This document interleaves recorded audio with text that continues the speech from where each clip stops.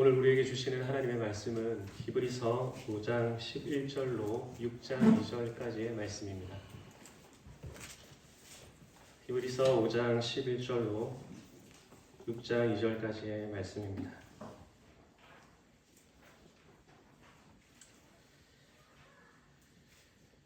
이것은 하나님의 말씀입니다.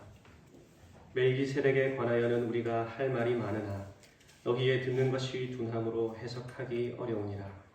때가 오래므로 너희가 마땅히 선생이 될 터인데 너희가 다시 하나님의 말씀의 초보가 무엇인지 누구에게 가르침을 받아야 할 것이니 젖이나 먹고 단단한 식물을 못 먹을 자가 되었도다. 대저 젖을 먹는 자마다 어린아이니 의의 말씀을 경험하지 못한 자요. 단단한 식물은 장성한 자의 것이니 저희는 지각을 사용함으로 연단을 받아 선악을 분별하는 자들이니라. 그러므로 우리가 그리스도의 도의 초보를 버리고 죽은 행실을 회개함과 하나님께 대한 신앙과 세례들과 안수와 죽은 자의 부활과 영원한 심판에 관한 교훈의 털을 다시 닦지 말고 완전한 데 나아갈지니라. 아멘. 오늘은 성장과 성숙 시리즈 세 번째 설교를 하겠습니다. 완전한 데 나아갈지니라 라는 제목으로 하나님의 말씀을 선포하도록 하겠습니다. 오늘 우리가 함께 읽은 이 본문의 말씀은 6절밖에 되지 않습니다. 아주 짧은 본문이죠. 그러나 이 6절의 말씀에만 우리의 시선을 고정하게 되면은 이 본문을 통해서 히브리서 기자가 말하고자 하는 바를 정확하게 이해하기가 어렵기 때문에 히브리서 이곳저곳을 잘 살펴봐야 합니다. 왜 갑자기 멜기세덱이 나왔는지, 또 멜기세덱이라는 사람은 누구인지, 왜 히브리서 기자는 성도들을 향해서 젖 먹는 어린아이라고 책망하고 있는지 히브리서 전체에 대한 전반적인 이해가 꼭 필요합니다. 우리가 지난 2번의 시리즈 설교에서는 성장해야 한다 하는 주제로 말씀을 드렸다면은 오늘은 성장의 내용에 해당되는 설교입니다. 그래서 다소 딱딱한 음식일지도 모르겠습니다. 하지만 그리스도를 아는 지식에서 자라가기 위해서는 본문이 말하는 내용을 분명하게 알고 이해하는 것이 꼭 필요하다고 저는 개인적으로 확신합니다. 오늘 설교에 여러분의 주의를 집중하여 잘 듣고 소화하신다면 여러분의 신앙에 반드시 큰 유익이 있을 줄로 믿습니다. 히브리서를 받아 읽었던 독자들은 오늘날 우리와 같은 시대를 살지 않았습니다. 우리는 지금 새 언약의 시대에 살고 있죠. 하지만 히브리서 독자들은 옛 언약도 있고 새 언약도 함께 있는 시대를 살고 있었습니다. 그런 의미에서 그들은 우리와 다른 시대를 살았습니다. 이게 무슨 말인지 한번 잘 들어보시기를 바랍니다. 히브리서가 기록될 당시에는 여전히 성전도 있었고 제사장도 있었습니다. 성전에서 제사도 드렸습니다. 이것들은 모두 다 옛 언약에 속한 제사 제도와 직분이었습니다. 성전도 옛 언약에 속한 하나님의 집입니다. 왜 이것들을 옛 것이라, 옛 언약에 속한 것이라 이렇게 말할 수 있느냐 하면은 예수님이 오셨기 때문입니다. 성경은 예수님을 가리켜서 새 언약의 중보시오, 또 히브리서에서는 더 좋은 언약의 중보이시다 이렇게 말을 하고 있습니다. 그러니까 새 언약의 중보자가 오셨다 하는 말은 옛 언약의 중보자도 있을 것이고 옛 언약도 있다는 말이죠. 더 좋은 언약이 왔다 하는 말은, 더 좋은 언약의 중보자가 오셨다는 말은 이것보다 덜 좋은 언약이 있었다는 말이겠죠.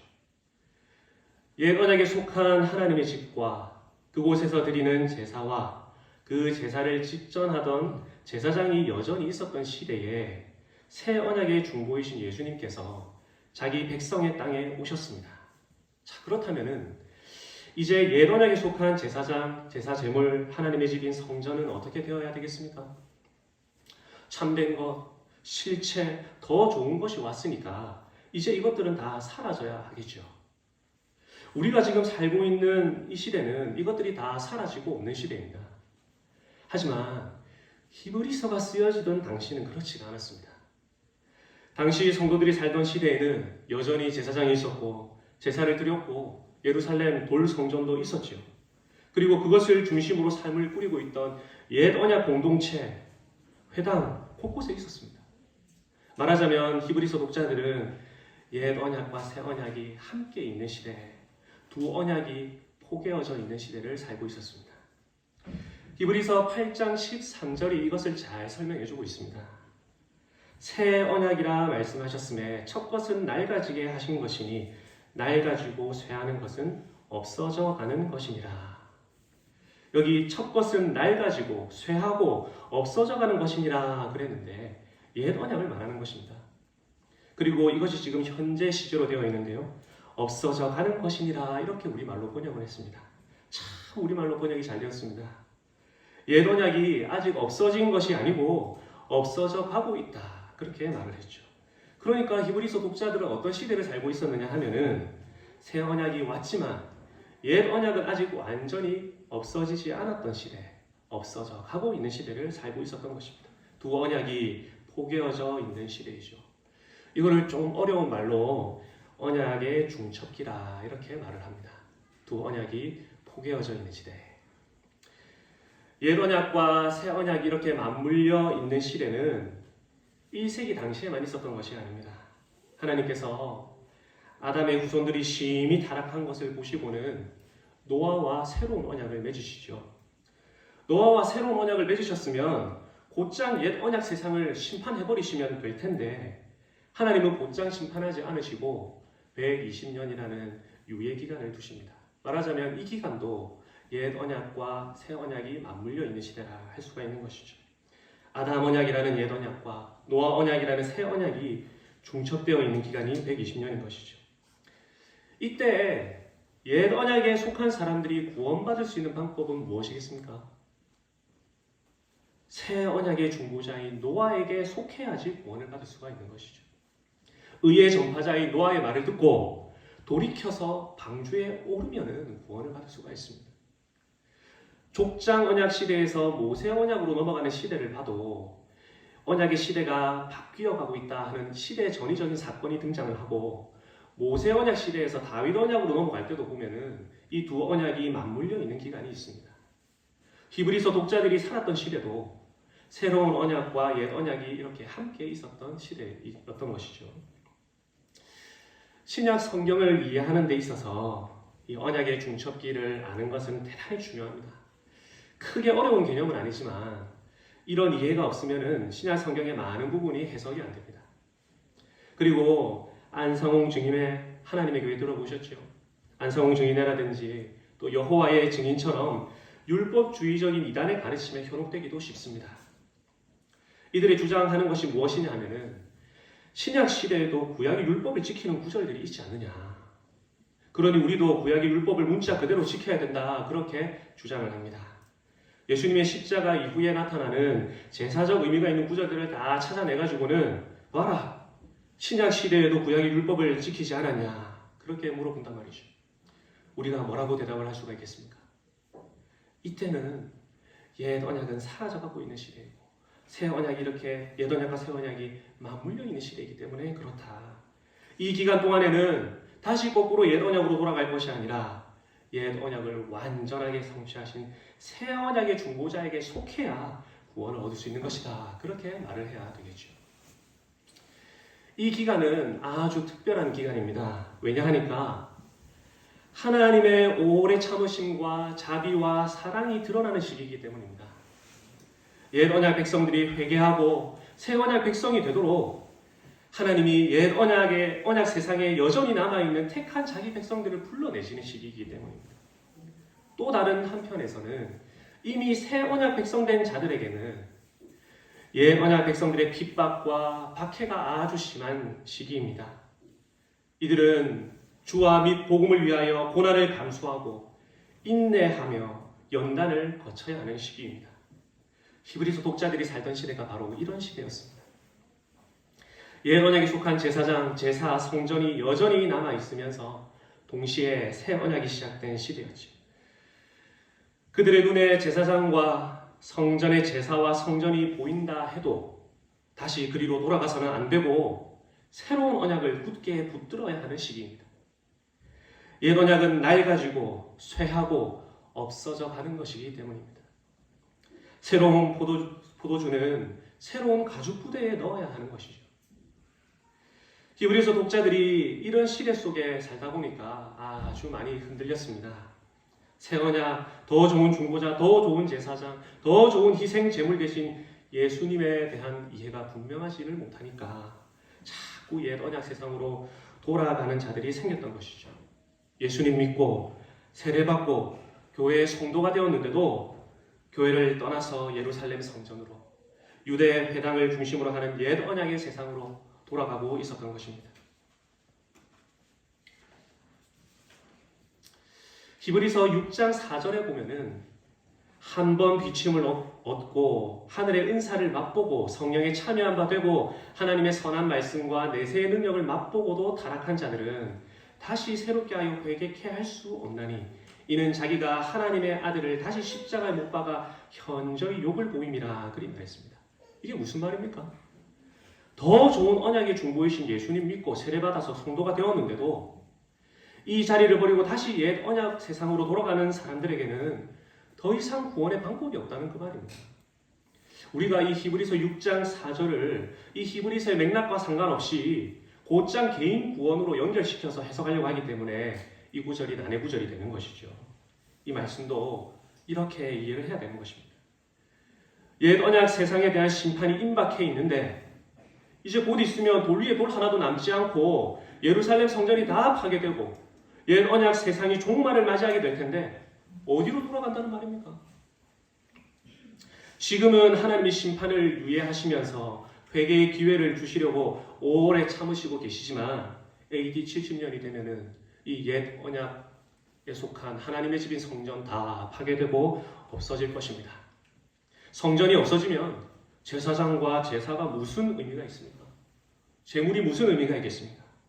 그러니 지금 당장에는 예루살렘 성전에 제사장들이 있고 또 성전에서 제사 제물이 바쳐지고 있지만 이들에게는 옛 언약을 완전하게 성취하신 예수님에 대한 분명한 이해가 꼭 필요했던 것이죠. 예수님이 참된 제사장이시고 예수님이 진정한 희생 제물이시고 더 나아가서 예루살렘 성전이 아니라 하늘 성소로 나아가는 길을 자기 육체를 찢음으로 여신 분이라 하는 이 사실을 분명하게 알고 이해해야 했던 것입니다. 그래서 히브리서에서 중요하게 이야기하는 부분이 세 가지입니다. 그 세 가지가 뭐냐 하니까 첫째가 예수님이 진정한 제사장이시다 하는 것이고 둘째가 예수님이 참된 희생 제물이시다 하는 것이고 셋째는 예수님이 성소로 가는 길을 여셨다 하는 것입니다. 4장, 5장, 6장, 7장, 8장을 읽어보면 예수님이 완전한 제사장이라는 걸 설명하고 있습니다. 오늘 우리가 함께 읽은 본문도 제사장에 대한 설명의 한 부분입니다.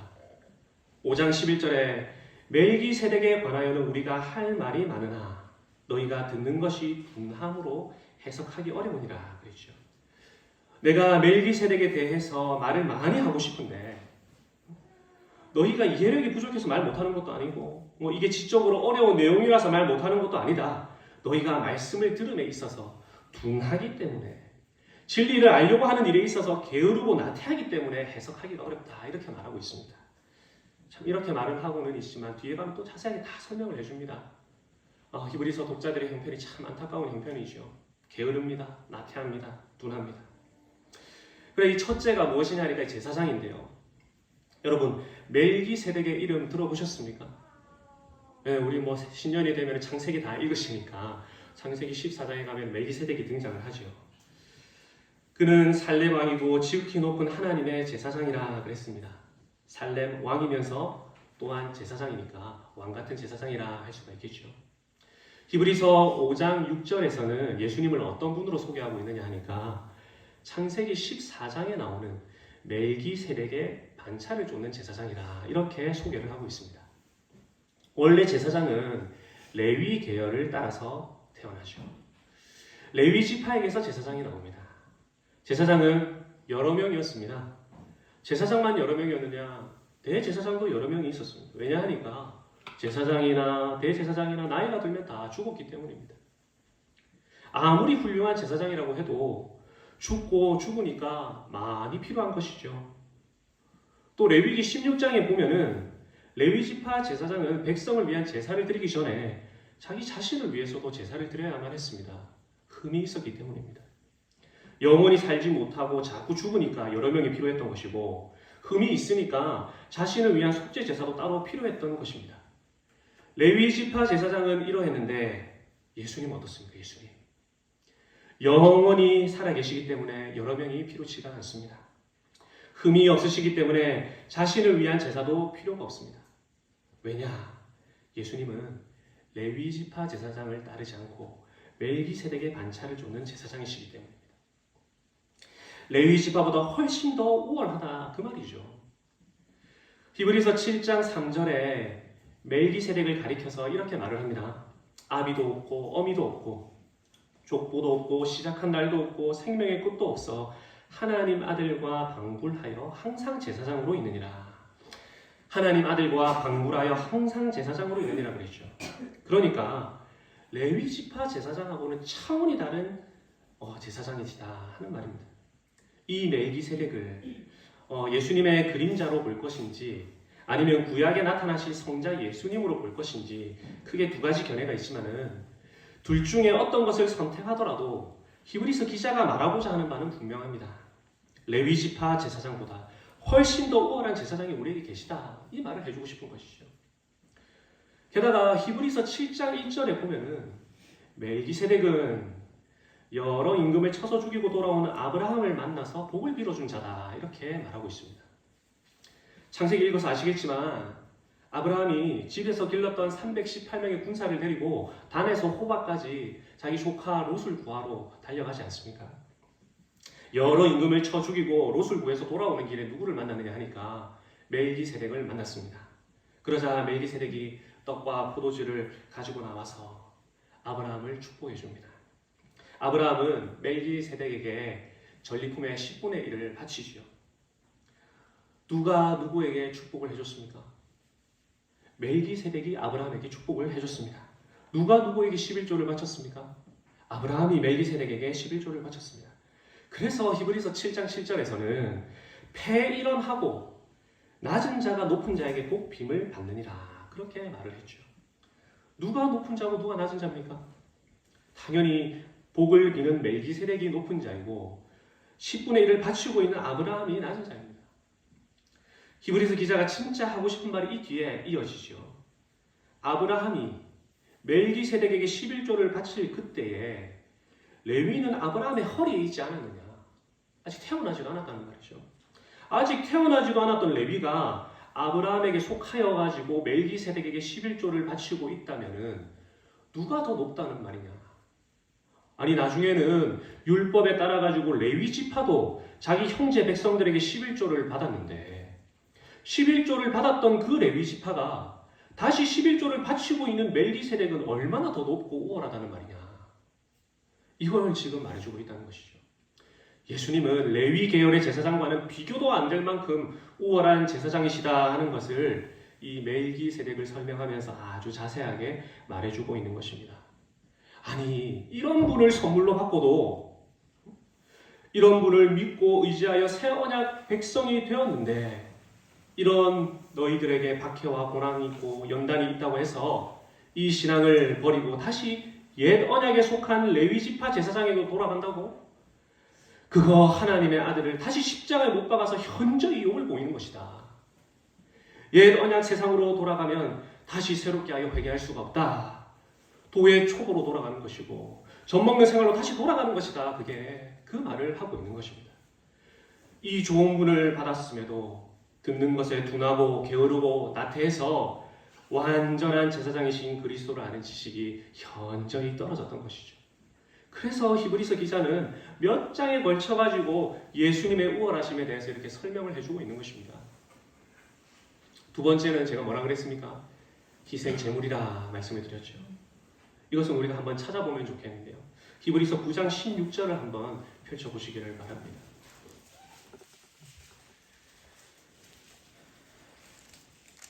히브리서 9장 16절부터 보면은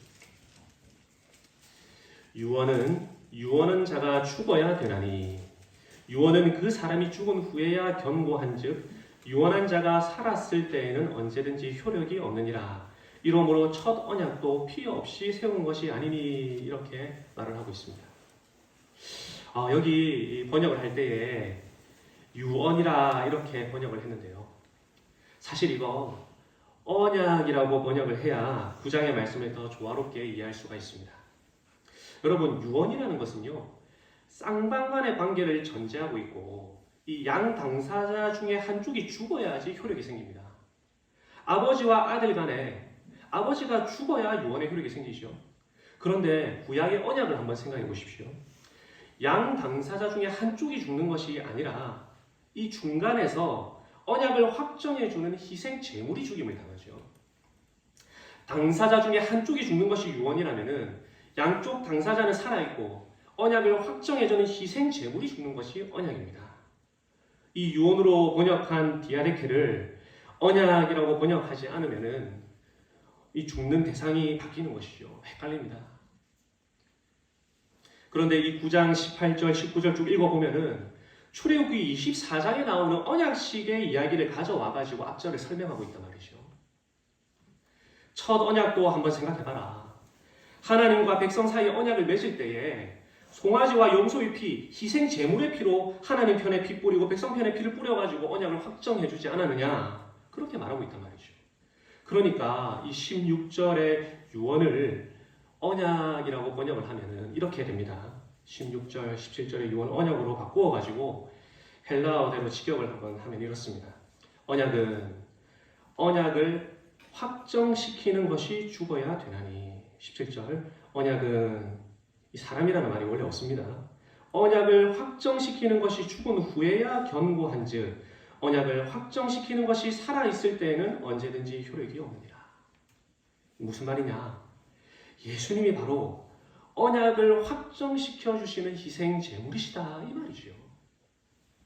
지금까지는 제사장에 대해서 한참을 이야기하다가 이제는 희생 제물에 대해서 이야기를 하는 것입니다. 예수님이 구약의 율법을 모두 다 완전하게 이루셨던 희생 제물이시고 구약의 언약도 확정해주는 희생 제물이시다. 그러니 너희는 이제 회당으로 돌아가면 안 되고 동물 제사의 시대로 돌아가서는 안 되는 것이다. 이렇게 말하고 있는 것입니다. 세 번째가 뭐라 그랬습니까? 세 번째가 성소라 말씀을 드렸죠. 예수님이 새로운 대제사장이시고 그분이 더 좋은 제물이라면 마땅히 더 좋은 성소가 있어야 안 되겠습니까? 성전에서 제사장과 제물이 있으니까. 그래서 세 번째가 성소, 하늘 성소에 대한 설명이란 말이죠. 그래서 히브리서 10장 19절에 보면은 그러므로 형제들아 우리가 예수의 피를 힘입어 성소에 들어갈 담력을 얻었나니 그 길은 우리를 위하여 휘장 가운데로 열어놓으신 새롭고 산 길이요 휘장은 곧 저희 육체니라 그랬습니다.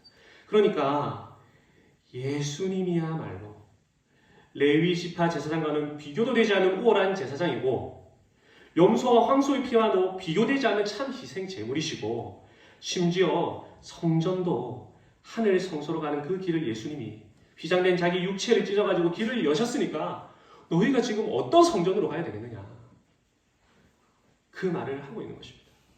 듣는 것에 게으르고 둔해가지고 이 사실을 몰라서 옛 언약 세상으로 다시 돌아가서야 되겠느냐 아주 묵직하고 핵심적인 내용을 히브리서 독자들에게 지금 말하고 있는 것입니다. 지금 히브리서를 받고 있는 이 독자들이 살아가는 시대는 옛 언약과 새 언약이 이렇게 중첩되어 있는 시기이다 보니까 배교하는 일이 많이 일어났습니다. 예수님이 오심으로 옛 언약과 율법을 모두 성취하시고 새 언약의 시대를 활짝 열어주셨는데도 여전히 레위 제사장과 성전의 제사와 돌로 된 예루살렘 성전이 남아있으니까 나는 율법을 지키면서 살련다. 그게 더 경건해 보인다 하면서 율법주의로 옛 언약 세상으로 돌아가는 이들이 생겼던 것이죠. 새 시대가 왔으면 새 언약의 시대에 속해야죠. 옛 언약 시대에 더 이상 머물러서는 안 되고 더 좋은 언약의 중보이신 그분을 붙잡고 더 좋은 희생 제물인 그분을 의지해서 성소로 나아가고 더 나은 본향을 사모하면서 달려가야 되는 것입니다. 이 좋은 분은 예수님에 대한 이해가 없으니까 이 월등하고 우월하신 예수님을 아는 것이 둔하니까 그리스도를 아는 지식에서 자라가지를 않으니까 어떤 일이 일어나느냐 희생 제사를 완성하셨는데도 또다시 동물 잡아서 희생 제사를 드리는 그 삶으로 돌아가서는 예수님의 삶을 쓸모없고 괜한 일을 하신 것처럼 욕보이는 일이 일어나고 있는 것입니다. 겉으로는 율법을 지키니까 아주 경건해 보이지만 이것은 그리스도의 사역을 무위로 돌려버리는 악한 일인 것이지요. 배교가 일어나고 있는 것입니다. 5장 12절부터 우리 다시 한번 눈으로 볼까요? 때가 오래므로 너희가 마땅히 선생이 될 터인데 너희가 다시 하나님의 말씀의 초보가 무엇인지 누구에게 가르침을 받아야 할 것이니 젖이나 먹고 단단한 식물을 못 먹을 자가 되었도다. 대저 젖을 먹는 자마다 어린아이니 의의 말씀을 경험하지 못한 자요. 단단한 식물은 장성한 자의 것이니 저희는 지각을 사용함으로 연단을 받아 선악을 분별하는 자들입니다. 이들에게는 하나님의 구원 역사를 이해하는 지각, 또 이를 사용해서 말씀과 시대를 분별하는 분별력이 필요했던 것이죠. 그래서 모두 다 마땅히 선생이 되어가지고 단단한 식물도 소화시키고 현실에 찾아오는 고난과 박해도 예수 그리스도를 붙잡고 다 돌파해내야 했던 것입니다. 이들에게 필요했던 것은 완전한 데까지 나아가는 일이었습니다. 이미 그들이 선물로 받은 그리스도를 그들의 삶에 깊숙하게 적용시키는 일이 필요했던 것이죠. 왜 히브리서 독자들이 젖이나 먹는 어린아이로 불리고 있느냐? 이 자리에까지 나아가지 못하고 있기 때문입니다. 성도 여러분은 이 이야기를 들으시면서 어떤 생각이 드십니까? 저와 여러분은 어떤 것 같습니까? 여러분 잘 아시다시피 이스라엘의 삶은 성전 중심으로 이루어집니다. 태어나서부터 죽을 때까지 언약 백성의 전 삶이 성전 중심의 삶입니다. 출산을 해도 율법에 따라서 성전에 가서 제사를 드려야 되고 태어난 아이도 할례를 받아야 하죠. 평소에 죄를 지어도 성전을 찾아야 하고 집안에 죽은 사람이 있어서 부정해져도 결례의 날이 채운 뒤에 성전에 올라가야 했습니다. 피부병에 걸렸다가 낫더라도 제사장의 몸을 보이고 확인한 뒤에 제사를 드려야 했죠. 매주 돌아오는 안식일에도 매월 초하루인 월삭에도 매년 돌아오는 절기에도 7년마다 오는 안식년에도 50년마다 오는 희년에도 계속 성전을 찾아야 했고 제사를 드려야 했고 제사장을 만나야 했습니다. 가히 언약 백성의 삶 전체는 요람에서 무덤까지 성전 중심의 삶이었습니다. 이스라엘이 단순히 종교적인 나라라서가 아닙니다. 그들의 삶을 규정해주는 율법이 생애의 전 삶을 성전 중심으로 하나님과 교제하는 삶을 살도록 지향하고 있기 때문입니다. 왜 그렇겠습니까? 왜 이런 삶을 율법이 가리키고 있을까요? 이 삶을 온전히 가능하게 만들어주실 율법의 완성자에게 가도록 하기 위함입니다. 바로 예수님이시죠. 완전한 제사장, 완전한 희생제물, 참 성소 대신 예수님 안에서 살아가도록 지향하고 있단 말입니다.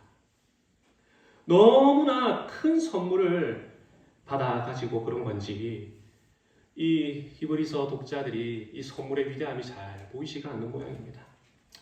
우리 손에 작은 초콜릿 하나를 쥐어주면 금방 이 눈에 띄지만 우리 코앞에다가 하늘 끝까지 닿는 큰 선물을 가져다 놓으면 그 큰 선물이 얼마나 큰지 보이지 않는 것처럼 말입니다. 히브리서의 이 말씀이 오늘 우리에게는 어떤 의미가 있겠는가? 지난 몇 주 동안 참 많은 고민을 했습니다. 우리는 더 이상 옛 언약과 새 언약이 맞물려 있는 시대를 살아가는 사람들은 아닙니다.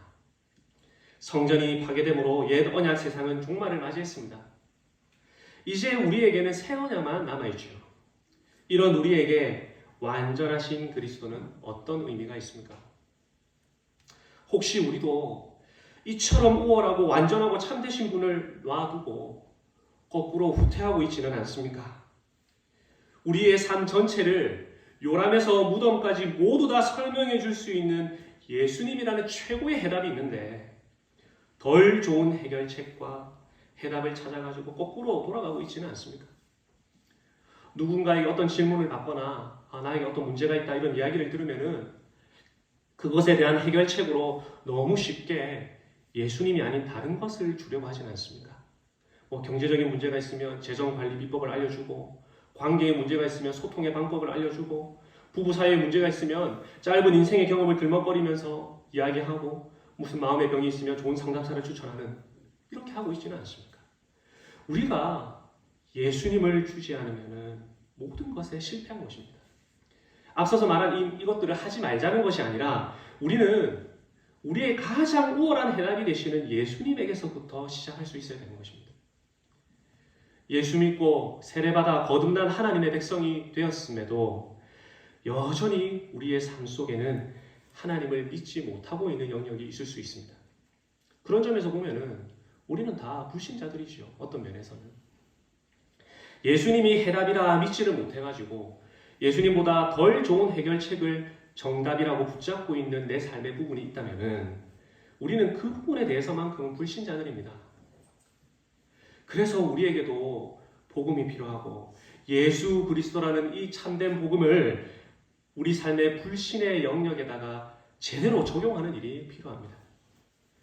예수 그리스도가 우리의 전 삶을 규정하실 수 있도록 해야 합니다. 더 우월한 것이 있음에도 덜 좋은 것에 우리의 시선을 돌리는 익숙한 이 생활에서 속히 벗어나야 하는 것이죠. 젖을 먹는 삶이 익숙해도 우리는 완전한 대로 나아가야 합니다. 예수 그리스도라는 분을 우리의 삶에 적용하는 것이 지금은 좀 어색하고 미숙해도 우리는 삶의 모든 부분들을 그리스도로 채워가는 삶을 살아야 합니다. 어쩌면 지금까지는 예수님을 천국에 가는 해답으로만 배워왔을지 모르겠습니다. 그래서 죽음 이후의 삶에 대해서만 좋은 소식이고 내가 직면한 일상의 삶 가운데서는 아무 영향력도 미치지 못했던 그런 예수님일지도 모르겠습니다. 성도 여러분, 그런 모습이 히브리서 독자들과 다를 것이 무엇이 있습니까? 도의 초보에 머물러 계시지만 마시고 완전한 대로 나아가시기를 바랍니다. 옛 세상으로 돌아가지 마시고 앞으로 그리스도께로 전진하시기를 바랍니다. 예수님이 우리의 삶을 바꾸지 못하실 부분은 하나도 없습니다. 최고로 우월한 정답지가 우리에게 주어져 있습니다. 그러니 우리가 이 완전한 대로 계속해서 나아가야 하겠습니다. 그리하여서 단단한 식물도 씹어서 소화시키고 지각을 사용해서 선악도 분별하면서 우리의 삶 구석구석이 예수님으로 변화되어서 완전해지도록 해야 되겠습니다. 이런 은혜가 저와 여러분에게 가득하기를 성부와 성자와 성령의 이름으로 축복합니다. 우리 주신 말씀을 기억하면서 함께 감사의 기도를 드리도록 하겠습니다.